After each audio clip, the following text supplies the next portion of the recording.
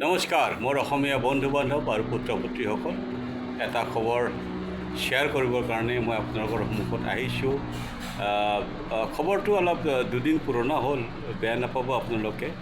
এই যে ট্ৰাম্প চাচাৰ খবৰটো আপোনালোকে শুনিছেনে? এই যে টেৰিফ লগাইছে ইণ্ডিয়াৰ ওপৰত। শুনক, টেৰিফ লগোৱাৰ পিছতে লোৱাৰ কোৰ্টত কোনোবাই কেছটো ফাইল কৰিছিলে। ইউনাইটেড ষ্টেটছ অফ আমেৰিকাৰ লোৱাৰ কোৰ্টে কৈছিলে এই যিটো টেৰিফ লগাইছে it is illegal, number one. Number টুটো তো আমাৰ চাচাইটো নামানিলে। He went to the court of appeal. Court of এপিলটো আমাৰ ইণ্ডিয়াৰ হাইকোৰ্টৰ নিচিনা হয়। কোৰ্ট অফ এপিলত গ'ল, কোৰ্ট অফ এপিলে কৈছে it is illegal, you don't have the power, তোমাৰ এইটো পাৱাৰ নাই এই এনেকৈ টেৰিফ লগোৱাৰ। এনেকৈ টেৰিফ লগোৱাৰ পাৱাৰ মাত্ৰ ইমাৰ্জেঞ্চিৰ সময়তহে তোমাৰ ওচৰত আছে।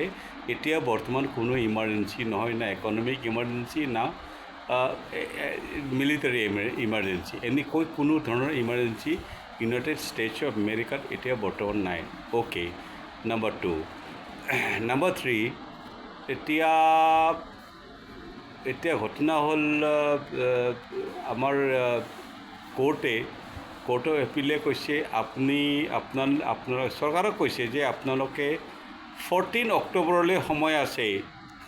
সুপ্ৰিম কোৰ্ট, তেখেতসকলৰো সুপ্ৰিম কোৰ্ট থাকে, একেই নাম সুপ্ৰিম কোৰ্ট, হায়েষ্ট কোৰ্ট, যে 14 অক্টোবৰলৈ যদি আপোনালোকে একো জাষ্টিফাই কৰিব নোৱাৰে তেনেহ'লে আপোনালোকৰ এই আদেশবিলাক নাল এণ্ড ভইড হৈ যাব, আৰু 100% নাল এণ্ড ভইড হৈ যাব, বিকজ ইট ইজ ভেৰি আনকনষ্টিটিউচনেল। এইটো প্ৰেচিডেণ্টৰ ওচৰত এইটো পাৱাৰ নাছিলেই টেৰিফ এনেধৰণে বঢ়াবৰ কাৰণে।